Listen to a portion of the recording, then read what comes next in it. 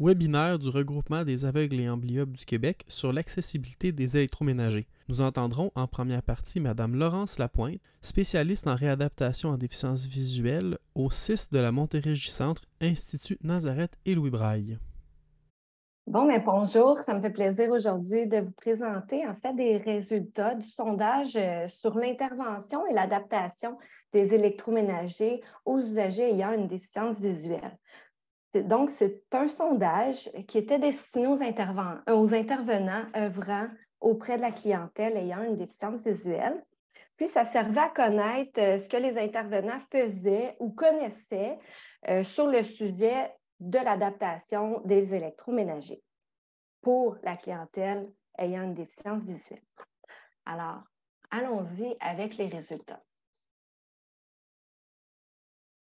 Là, j'essaie de changer. Un instant, ça ne fonctionne pas.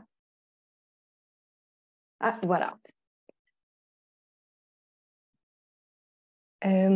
Donc, grosso modo, vous avez ici la liste des centres de réadaptation qui ont participé au sondage pour un total de 38 répondants. On avait une majorité qui provenait de l'Institut Nazareth et Louis Braille. Au niveau des professions, on avait 27 spécialistes en réadaptation en déficience visuelle qui ont pu répondre à notre sondage, 6 techniciens en éducation spécialisée, 4 ergothérapeutes et une assistante en réadaptation.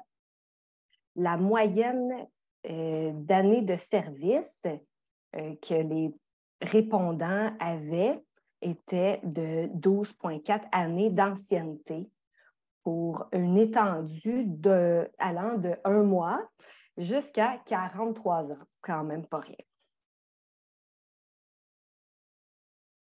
Ensuite, pour la clientèle principalement desservie, donc principalement les répondants intervenants œuvraient auprès de la clientèle adulte ayant une basse vision à 63 %, donc 24 répondants. Auprès également de la clientèle aînée en basse vision à 74 %, et également auprès de la clientèle en surdicicité à 50 %. Donc, on voit ici que les intervenants n'œuvrent pas principalement dans une clientèle précise, mais peuvent varier dépendamment de où ils sont dans le territoire, parce que les intervenants en réadaptation, surtout en région, vont desservir plusieurs clientèles en même temps. Passons maintenant aux questions du sondage. Donc, pour la question 1, qui visait l'adaptation texturée des types de repères tactiles et visuels utilisés dans la pratique pour l'adaptation d'électroménagers. Ce qu'on peut dire finalement, c'est que les intervenants répondants utilisent plusieurs matériels d'adaptation en fonction de l'appareil et des besoins des usagers. Les repères tactiles à fort contraste sont les plus utilisés. Et là, ici, parlant d'exemple, on avait des repères fluo orange, les carrés noirs, les velcro contrastants, etc. Donc, il y a plusieurs matériels disponibles, puis c'est ceux à fort contraste qui ressortent un peu plus.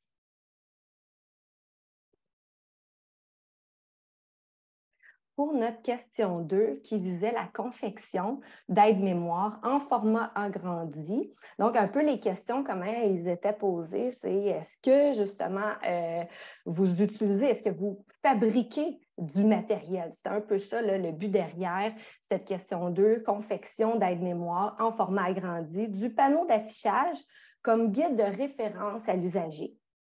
Donc, ici, ce qu'on peut retrouver, c'est qu'à 68 %, donc 26 des répondants, créent des aides-mémoires agrandies eux-mêmes pour une fréquence d'autour de 4,8 fois par année.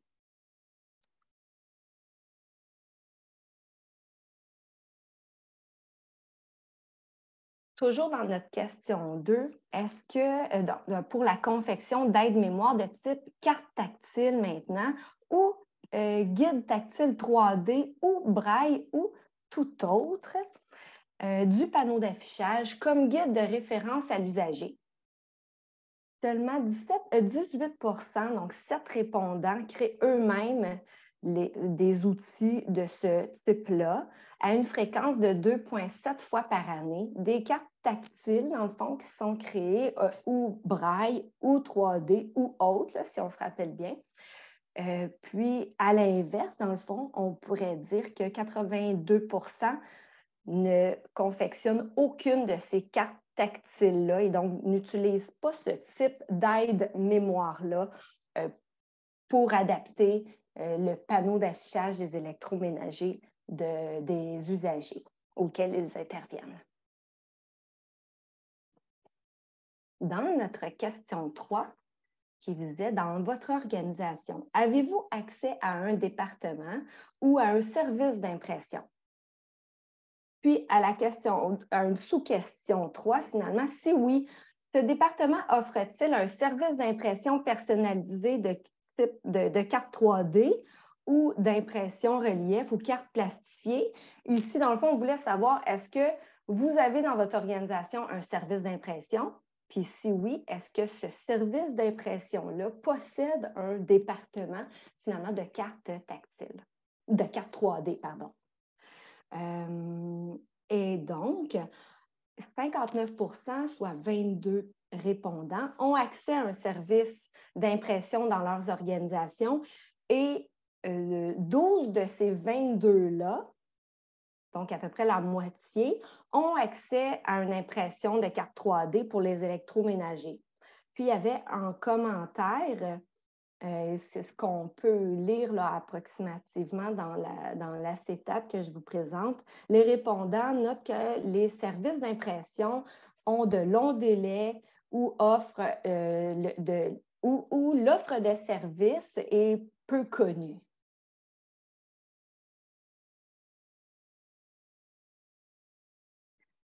Dans la même ligne que notre question 3, sans égard à l'accès aux services d'impression, ce qu'on voulait savoir, c'est, bon, peut-être que vous n'avez pas ou pas de service d'impression, mais avez-vous accès à une technologie d'imprimante 3D?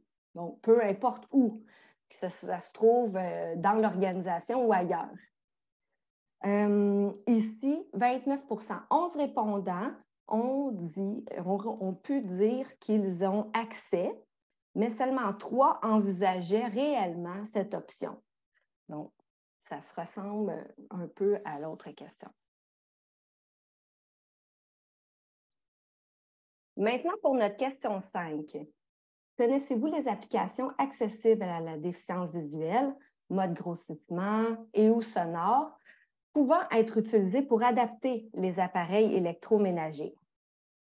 Seulement 5 répondants connaissent les applications accessibles d'un mode grossissement ou sonore, puis des exemples d'applications qui sont utilisées, qui sont connues aussi. Donc, on parle ici de Samsung Smart Things, Envision AI, Seeing AI ou les fonctions de loupe du cellulaire.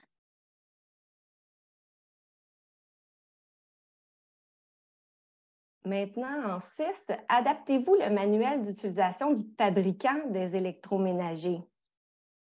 Donc, encore ici, on a peu de réponses. En fait, 3 des répondants adaptent et simplifient eux-mêmes les manuels et dans tous les formats possibles, selon le besoin de l'usager, contre finalement les autres 35 qui n'adaptent pas du tout les manuels des fabricants.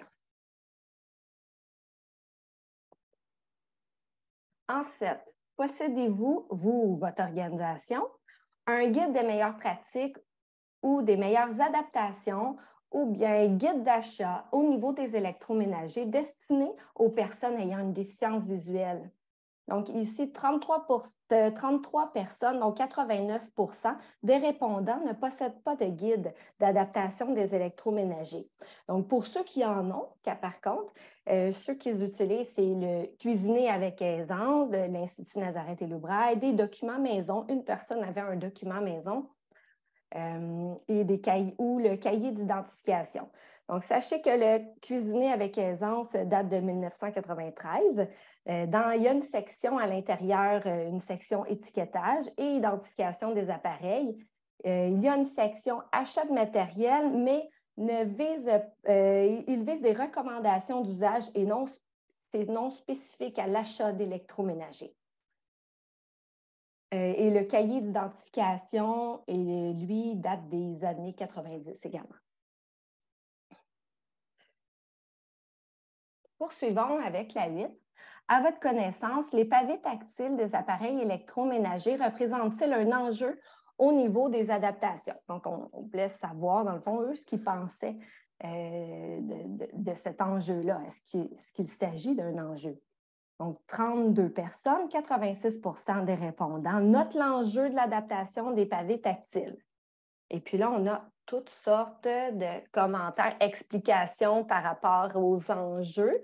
Donc, grosso modo, en synthèse, ce qu'on peut dire, c'est qu'il y a des difficultés ou impossibilités d'adapter la touche elle-même ou le contour de la touche, des difficultés aussi à repérer les touches ou bien aucune touche physique, donc difficilement adaptable, un faible contraste ou aucune rétroaction sonore. Donc, en gros, c'est ce qu'on peut voir ici.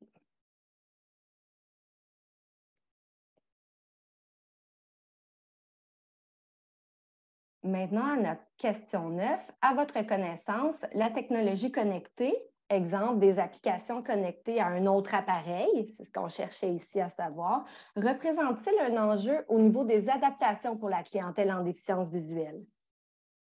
Donc, on peut dire ici qu'à 23 des répondants, donc 62 des répondants notent l'enjeu des technologies dans l'adaptation des électroménagers. Encore ici, on a quelques explications.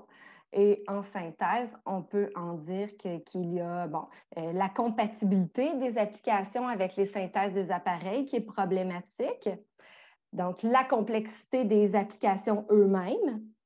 Et puis, l'absence aussi pour certains utilisateurs, l'absence de cellulaire ou de tablette. Donc là, impossibilité d'utiliser des applications, par exemple, pour la clientèle aînée, ça peut poser un enjeu important.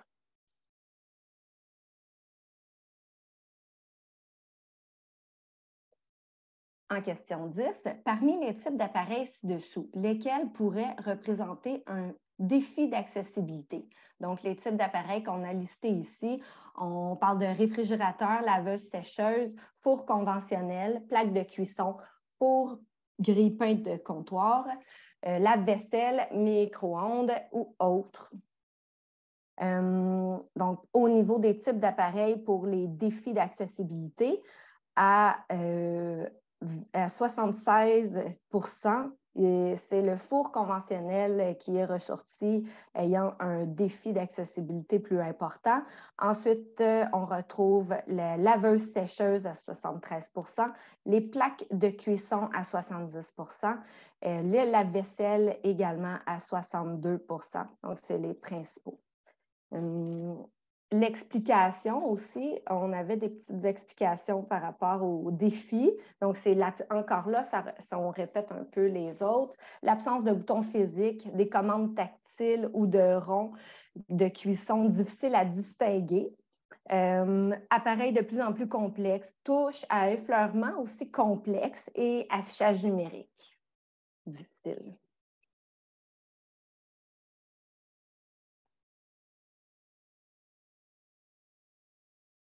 En question 11, à votre connaissance, les applications liées aux appareils connectés sont-elles accessibles à une clientèle en déficience visuelle en mode grossissement ou sonore? Et puis, donc 22 disent oui et 62 disent je ne sais pas. Alors, on a ici là, de l'information qui manque, donc on ne sait pas s'ils sont accessibles. En 12 maintenant, au niveau de la cuisinière et considérant que les plaques en spirale sont plus accessibles que les autres types de plaques, les plaques de type induction sont-elles plus facilement accessibles, sécuritaires ou adaptables que les plaques en vitrocéramique. Donc, 12 personnes, donc 12 répondants disent oui et 21 des répondants disent qu'ils ne le savent pas non plus s'ils sont plus accessibles, sécuritaires ou adaptables. En question 13 maintenant, avez-vous été confronté à un ou des échecs suite à des tentatives d'adaptation d'électroménager? Donc, 40 15 répondants disent que oui, puis les explications, grosso modo, on parle de pavés tactiles qui sont complexes, à plusieurs commandes, donc là, difficilement accessibles, des voyants lumineux non accessibles. Donc, grosso modo, c'est ce qu'on avait ici. Si j'en lis quelques-unes telles quelles, on parle de électroménager trop complexe. Sur certaines laveuses, il n'est pas possible de mettre des repères tactiles sur le bouton de sélection. Ensuite, pavé tactile trop sensible au toucher. En touchant les touches, toutes les fonctions démarrent. Donc, peinture à tissu utilisée pour délimiter les bords en vitrocéramique, mais ne résiste pas au nettoyage. Surtout si les profils avec difficultés cognitives, car l'apprentissage est déjà un défi et devient encore plus complexe quand ou lorsque l'électroménager a de nombreuses options et en mode tactile de surcroît. Donc, voilà. En 14, avez-vous déjà été appelé à accompagner une personne en déficience visuelle dans son processus d'achat d'électroménager? Donc, 16 donc 6 personnes, disent avoir accompagné des usagers dans leur processus et l'ensemble des 6 disent avoir réussi à trouver un appareil correspondant aux besoins. Donc là, on est content.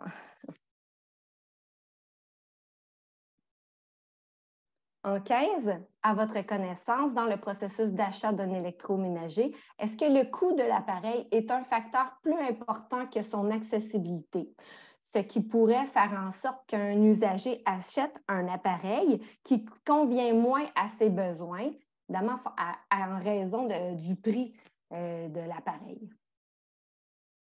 Donc, pour ce qui est de l'enjeu de coût, 21 répondants disent qu'il s'agit d'un enjeu et pourrait faire en sorte qu'un usager achète un appareil qui convient moins à ses besoins.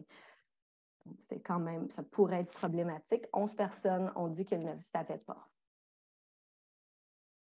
Ensuite, en numéro 16, avez-vous des craintes ou des enjeux face à l'évolution de la technologie des appareils électroménagers et à l'accessibilité auprès de la clientèle ayant une déficience visuelle?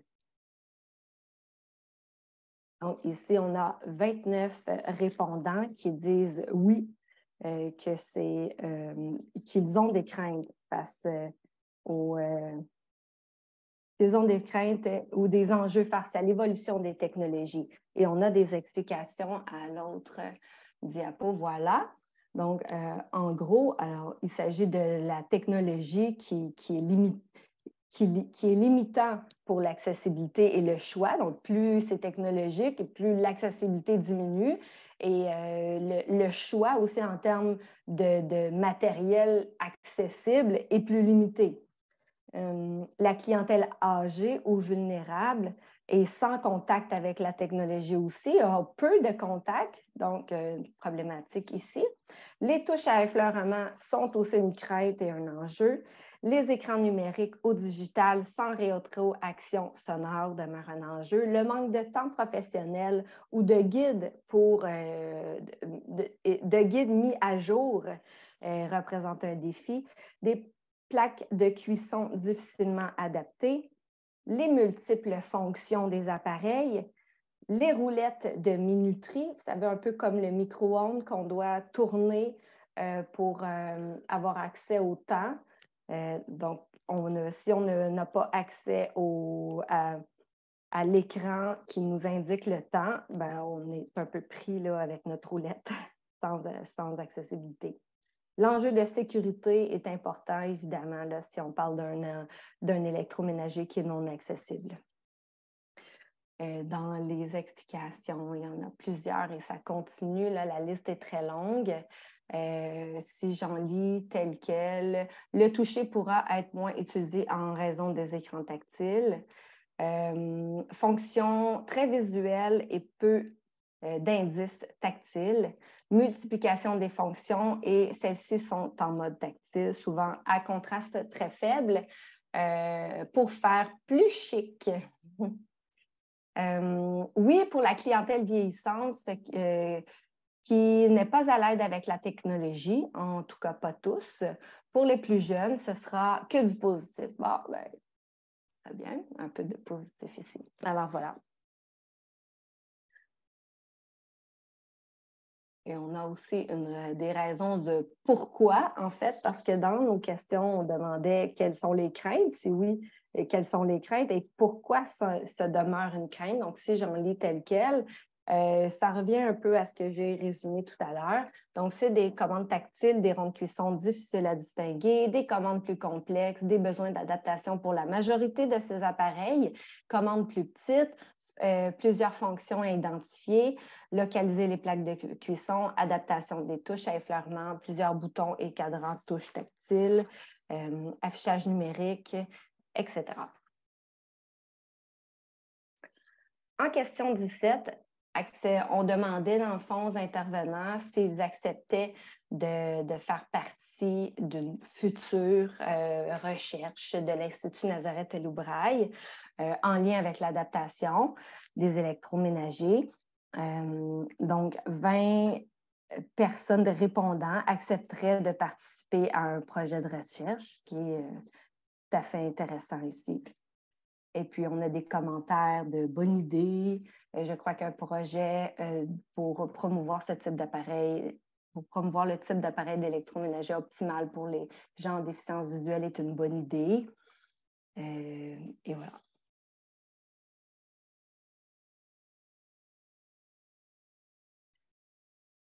Donc, si on résume un peu ce sondage-là, ce qu'on peut en dire, c'est que l'adaptation d'électroménager est nommée comme étant un enjeu par les répondants intervenants au sondage. Actuellement, les intervenants utilisent des repères visuels ou tactiles et des aides-mémoire comme stratégie d'adaptation conventionnelle des électroménagers. Les appareils utilitaires conventionnels, soit les fours, les plaques de cuisson, laveuses sécheuses et les lave-vaisselle, sont les types d'appareils représentant un défi d'accessibilité puisqu'ils sont essentiels à la vie domestique. L'avancement des technologies fait en sorte que les intervenants se sentent vite dépassés. Les guides de pratique ne sont pas à jour et n'incluent pas les écrans tactiles, les touches à effleurement, les plaques de vitrocéramique ou à induction. Les services d'impression et d'adaptation pour l'accès aux cartes tactiles, 3D ou aide-mémoire sont peu ou pas utilisés en raison d'un manque de connaissance du service ou en raison de délais jugés trop longs. Les intervenants connaissent peu les applications connectées aux appareils et craignent qu'ils soient accessibles, qu'ils ne soient pas accessibles aux synthèses vocales ou en mode grossissement. Donc, pour finir, les intervenants ayant eu à accompagner des usagers dans le processus d'achat ont réussi à trouver un appareil convenant aux besoins, alors que d'autres ont échoué leur tentative d'adaptation d'appareils déjà existants. Donc, c'est ce qui terminerait la portion sondage auprès des intervenants en réadaptation pour la clientèle en déficience visuelle. Donc, avez-vous des questions?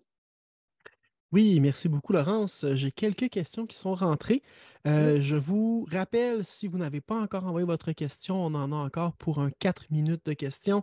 Vous pouvez le faire à travers l'option discuter, le chat du webinaire. Vous pouvez le faire via webinaire@raaq.qc.ca ou à travers l'option questions-réponses du webinaire. C'est les 3 outils qui sont à votre disposition. J'avais une petite question, en fait, que j'ai reçue, que je vais tenter de reformuler parce qu'elle est plutôt longue. Dans plusieurs questions, on remarquait qu'il y avait 3, 4 ou 5 personnes qui disaient oui, par exemple, tout ce qui était imprimante 3D, tout ce qui était adaptation de manuel, versus une large majorité, là, une trentaine de personnes qui disaient non. Il y avait vraiment une espèce de grosse séparation dans plusieurs questions. 3, 4, 5 personnes oui, une trentaine de personnes qui disaient non. Qu'est-ce qui peut expliquer une si grosse différence? Ben, pour l'enjeu, par exemple, des services d'impression, les intervenants travaillent dans différentes régions et donc quand il y a des points de service, par exemple, où l'intervenant travaille dans un petit point de service en région, disons-le comme ça, bien l'accessibilité à des services d'impression est plus difficile. Alors que comparativement, par exemple, si je prends l'Institut Nazareth et Loubraille, qui a une majorité de répondants, bien là, encore là, il y a beau avoir un service d'impression, encore faut-il l'utiliser. Donc, ça peut un peu expliquer pourquoi il y en a tellement qui soit ne l'utilisent pas ou ne le connaissent pas, ou donc à savoir s'il existe pour commencer, et ensuite, l'utilise-t-on? Mhm. Est-ce qu'on sait si on peut l'utiliser? C'est un peu ça l'idée, là. Merci. J'ai une autre question ici. Savez-vous si les fabricants d'appareils électroménagers sont au fait des enjeux que vous avez nommés et qui pourrait les mettre au courant? Alors, c'est l'idée, en fait, du comité. Donc, au départ, on souhaitait, pour commencer, sonder les intervenants, sonder évidemment les usagers également.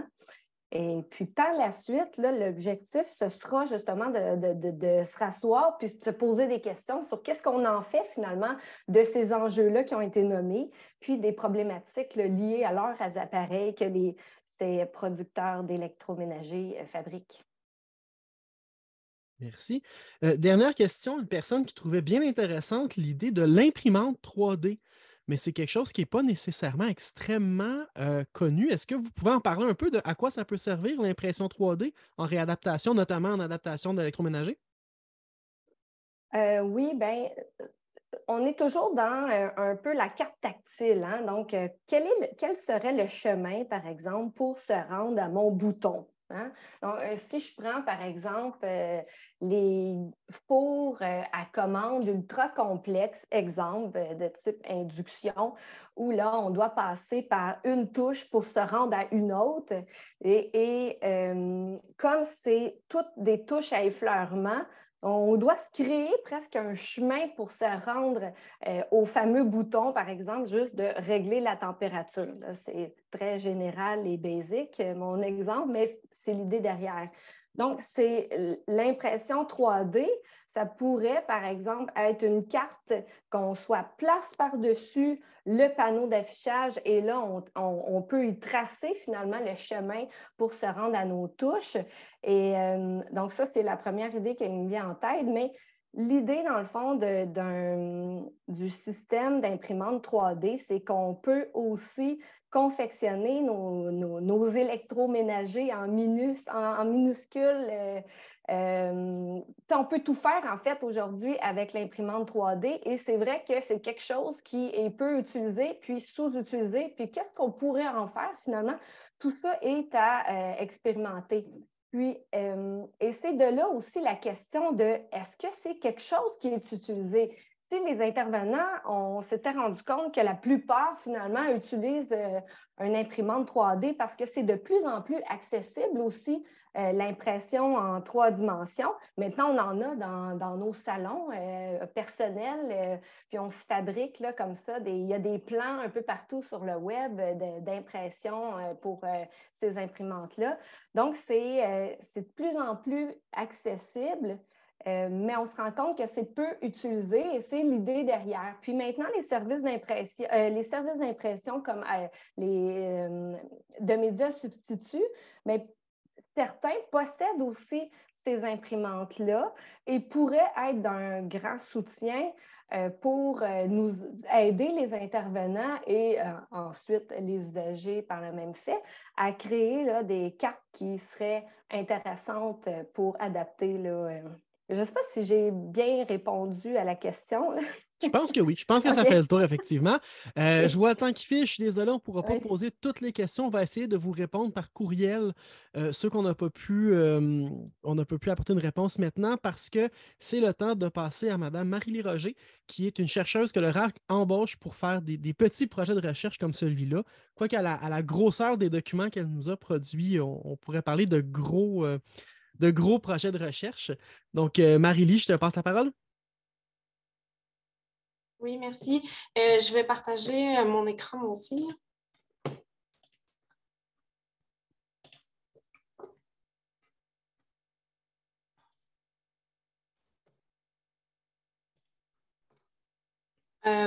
Ça fonctionne bien?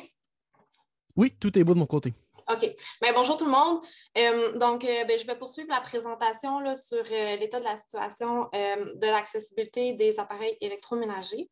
Donc, en fait, c'est ça, le regroupement a fait un travail de recherche là, cet hiver sur la question. C'est un travail de recherche qui s'est fait en 2 volets. Donc, le premier volet, en fait, c'était pour dresser un portrait de ce qui se fait dans d'autres pays qui sont comparables au Canada pour favoriser l'accessibilité des appareils électroménagers. Donc, on a regardé un peu qu'est-ce qui se faisait là, en ce qui concerne le contexte législatif là, dans différents pays qui sont comparables au Canada. On a regardé aussi du côté des normes internationales là, pour favoriser l'accessibilité des appareils électroménagers, puis aussi au niveau de la mobilisation là, qui se fait par les associations de personnes, les associations de défense des personnes qui ont une limitation visuelle là, dans d'autres pays du monde.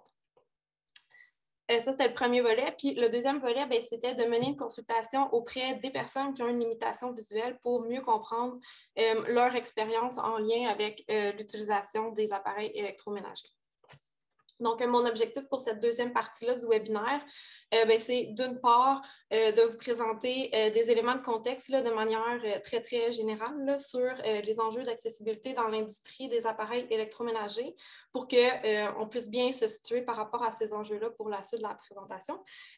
Puis, d'autre part, c'est de vous présenter là, plus en détail les résultats de la consultation qui a été réalisée par le regroupement cet hiver. Donc, pour commencer avec des éléments de contexte, ce qu'on constate, c'est que les fabricants d'appareils électroménagers recourent sans cesse à des nouvelles technologies pour améliorer la performance et la qualité de leurs produits.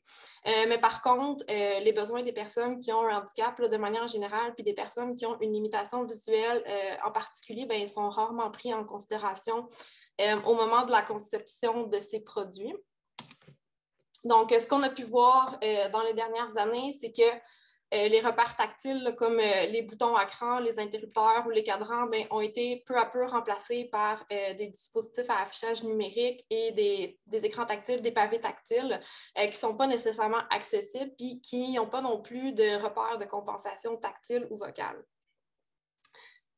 Pourtant, on sait que plusieurs solutions technologiques qui existent déjà pour améliorer l'accessibilité de différents appareils électroniques, que ce soit par exemple les commandes vocales, la synthèse vocale, les notifications sonores ou différents dispositifs vibrotactiles.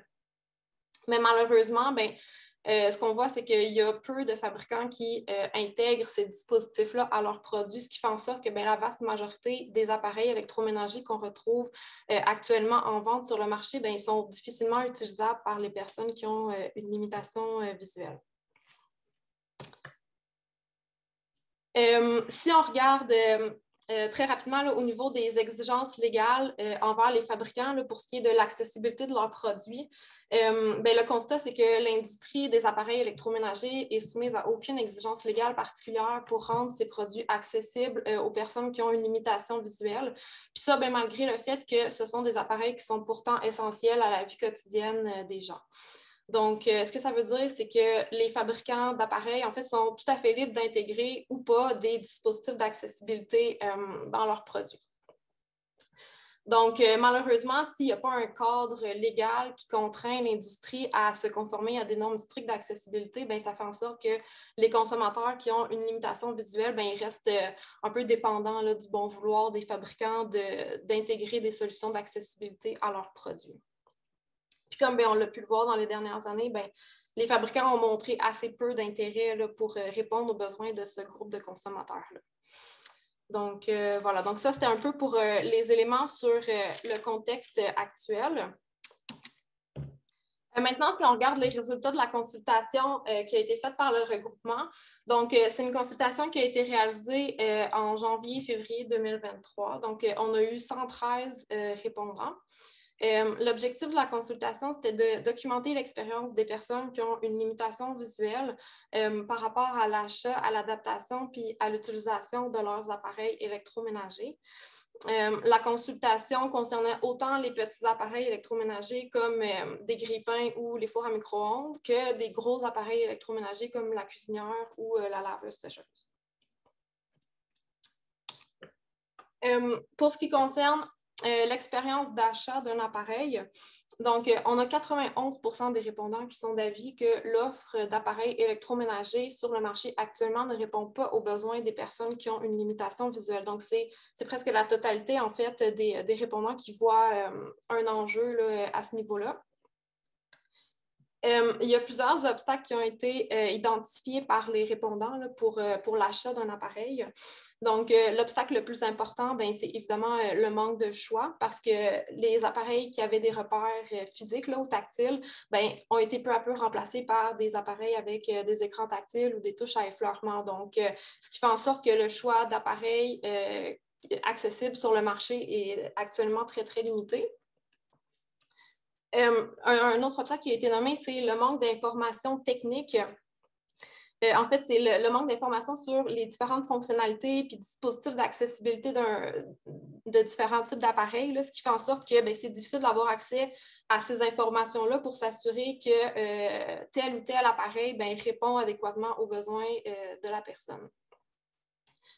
Puis, le troisième obstacle qui a été nommé, c'est le manque de formation des vendeurs en magasin. Là, en fait, ça découle directement des deux autres obstacles parce que c'est ça, si le choix d'appareils sur le marché est limité puis que l'information technique sur ces appareils-là est difficilement accessible, forcément, ça fait en sorte que l'expérience d'achat des gens risque d'être un petit peu plus compliquée.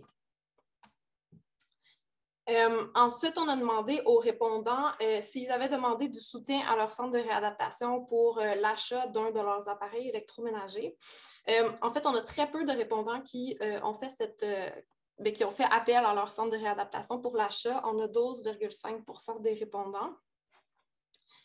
Puis ce qu'on voit aussi, c'est que le taux de satisfaction est assez bas. Donc, parmi les personnes qui ont demandé du soutien à leur centre de réadaptation, on a 7 % d'entre eux qui ont indiqué que les conseils qu'ils avaient reçus avaient répondu à leurs besoins.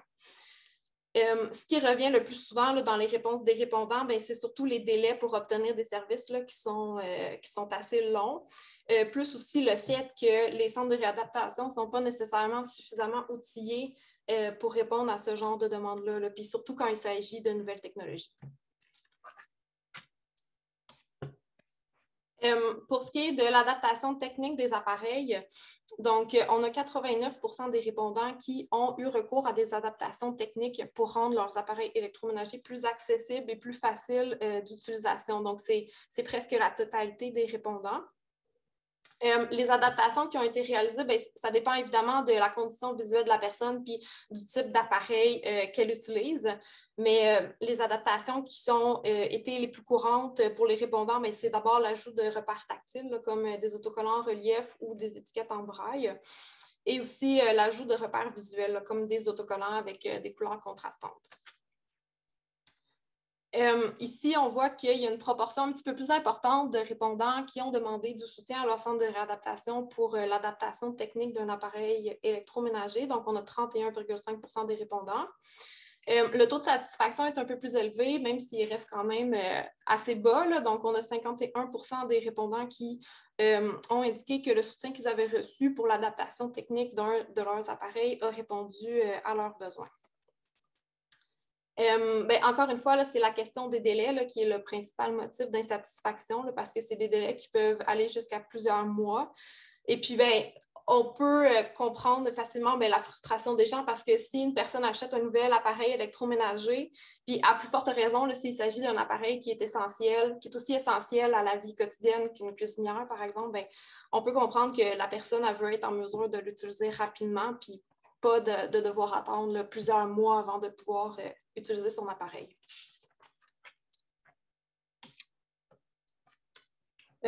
Pour ce qui est de l'adaptation des manuels d'utilisation, donc ici, on a 85% des répondants qui ont déjà éprouvé des difficultés à consulter le manuel d'utilisation de l'un de leurs appareils en raison d'un manque d'accessibilité. Donc, encore une fois, ça concerne presque la totalité des répondants.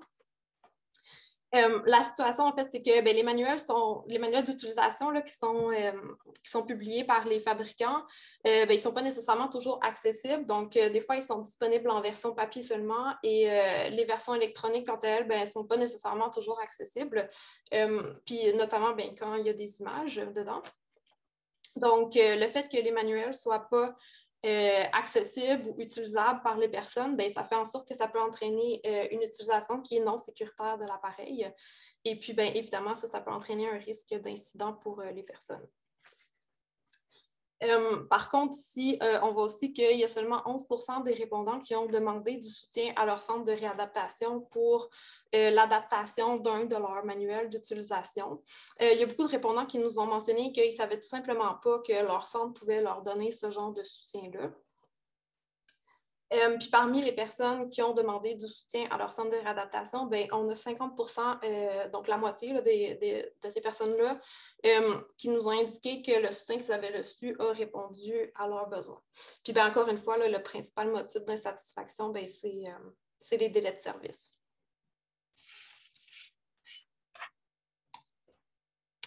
Maintenant, pour ce qui est de l'utilisation des appareils électroménagers, ce qu'on voit dans les résultats de la consultation, c'est que la plupart des répondants sont en mesure d'utiliser les appareils électroménagers les plus courants sans l'aide d'une autre personne, là, donc de manière autonome ou en utilisant certaines fonctionnalités seulement. Donc, c'est sûr que ça varie beaucoup d'un appareil à l'autre, mais on a de 8% à 40% des répondants qui ne peuvent utiliser que certaines fonctionnalités seulement de leur appareil. Donc, c'est-à-dire qu'on a de 8 à 40% des répondants qui ne sont pas en mesure d'utiliser l'ensemble des fonctionnalités de leur appareil, mais seulement, on peut passer les fonctionnalités de base, là. Puis aussi, selon l'appareil, ça varie aussi beaucoup, mais on a de 1% à 6% des répondants qui ne peuvent pas utiliser l'appareil sans l'aide d'une autre personne. Ici, je vous ai mis l'exemple de la cuisinière parce que c'est probablement l'appareil électroménager qu'on utilise le plus souvent, là. Mais si vous lisez le rapport complet, là, vous allez trouver les données pour une dizaine d'autres appareils électroménagers. Mais c'est ça. Pour l'exemple de la cuisinière, donc ici, on a 55% des répondants qui peuvent l'utiliser sans l'aide d'une autre personne. On a 39% qui sont en mesure d'utiliser certaines fonctionnalités seulement de leur cuisinière. Et puis, on a 6% des répondants qui ne sont pas du tout en mesure de l'utiliser sans l'aide d'une autre personne. Voilà. Ensuite, pour ce qui est de la sécurité, la question de la sécurité, évidemment, c'est important là, au moment de l'utilisation d'un appareil, puis particulièrement des appareils chauffants qui peuvent comporter un risque de blessure ou d'incident pour la personne qui l'utilise. Ici, on voit qu'on a 61% des répondants qui ont des craintes pour leur sécurité, souvent ou parfois, lorsqu'ils utilisent un appareil électroménager. Donc, ça représente 2/3 des répondants là, qui éprouvent des craintes pour leur sécurité quand ils utilisent un appareil électroménager. Il y a eu plusieurs défis liés à l'utilisation d'un appareil qui ont été identifiés par les répondants. L'appareil qui pose le plus de défis aux répondants, c'est de loin la cuisinière parce que c'est aussi l'appareil qui comporte le plus de risques pour la sécurité des personnes qui l'utilisent. Parmi les défis qui ont été nommés, puis là, ça rejoint un peu les défis qui ont été nommés dans la présentation de Laurence tout à l'heure. Mais en fait, c'est ça. Il y a les écrans tactiles et les touches à effleurement parce que il y a toujours un risque d'activer des fonctions sans le vouloir. Puis aussi à cause du fait que c'est des dispositifs qui sont difficiles à adapter. Ensuite, un autre défi, c'est les caractères qui sont parfois trop petits, trop pâles ou pas assez contrastés. Donc, par exemple, sur les touches de contrôle ou sur les écrans, ça peut rendre les caractères illisibles pour certaines personnes. Ensuite, les voyants et les repères visuels qui sont imperceptibles.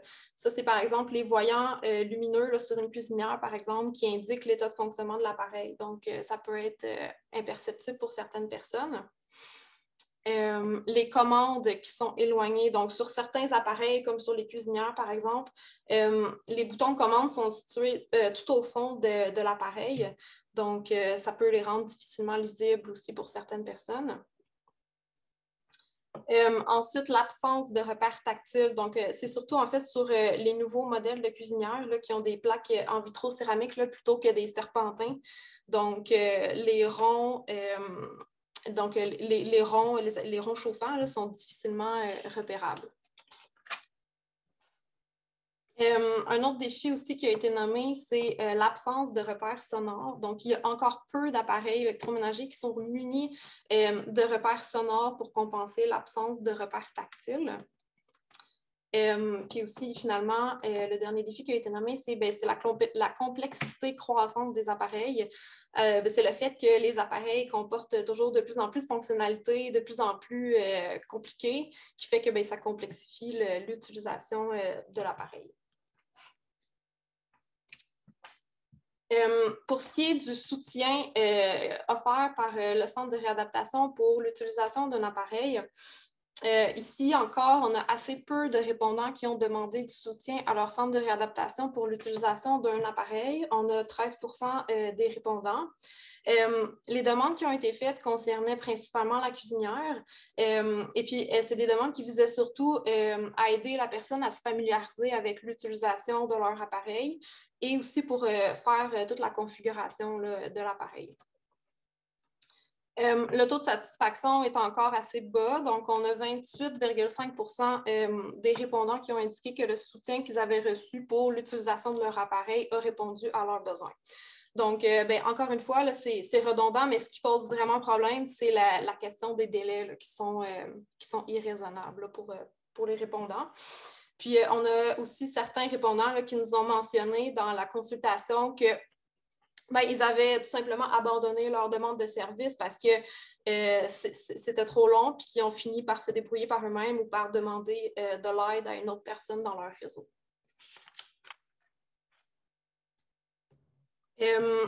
Pour ce qui est des conséquences sur la qualité de vie des répondants, donc on a questionné les répondants pour essayer de mieux comprendre les conséquences que ça entraîne sur leur qualité de vie.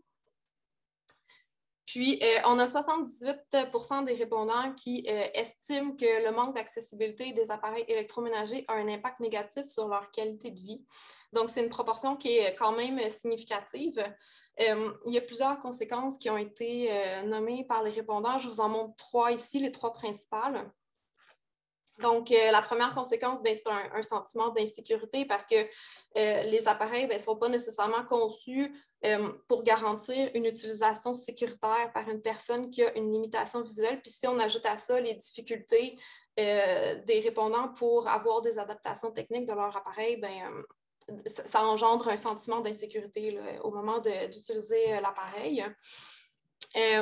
Une deuxième conséquence qui a été nommée et qui est sans doute la plus importante, c'est la perte d'autonomie parce que le fait de ne pas pouvoir utiliser ces appareils-là de manière complètement autonome, ça oblige les gens à recourir à l'aide d'une autre personne ou à limiter leurs activités ou leurs tâches ménagères. Donc, ça a un impact direct là, sur les activités quotidiennes des gens. Puis la troisième conséquence sur la qualité de vie des gens, c'est tout ce qui est l'anxiété de devoir remplacer un appareil. En fait, si un appareil brise, par exemple, on a beaucoup de répondants qui s'inquiètent du moment où ils vont devoir remplacer un de leurs appareils parce que les répondants sont bien conscients là, des difficultés qu'ils vont rencontrer pour trouver un nouvel appareil qui va être adapté à leurs besoins.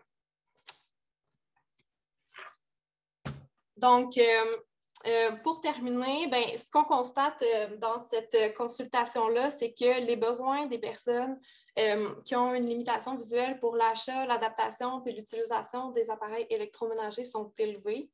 Mais par contre, ce qu'on constate aussi, c'est qu'il y a assez peu de personnes qui demandent de l'aide à leur centre de réadaptation. Puis, lorsqu'elles le font, il y a une proportion quand même assez significative de répondants qui sont insatisfaits des services qu'ils ont reçus ou qui n'ont pas reçus, parce qu'il y en a beaucoup aussi qui abandonnent leur demande de service parce qu'ils ne réussissent pas à avoir une réponse ou du soutien dans des délais qui sont raisonnables.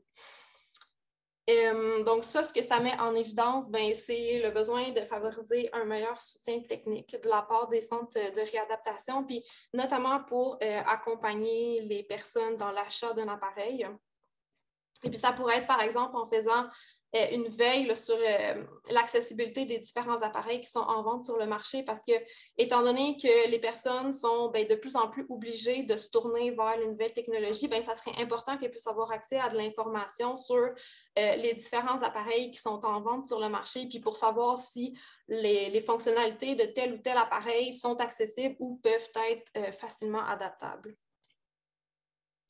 Voilà, puis ça met aussi en évidence c'est un besoin pour un service qui est rapide pour l'adaptation technique d'un appareil. Donc, évidemment, dans des délais qui sont rapides et raisonnables, étant donné que les appareils électroménagers, en fait, sont essentiels pour la réalisation des activités quotidiennes des personnes.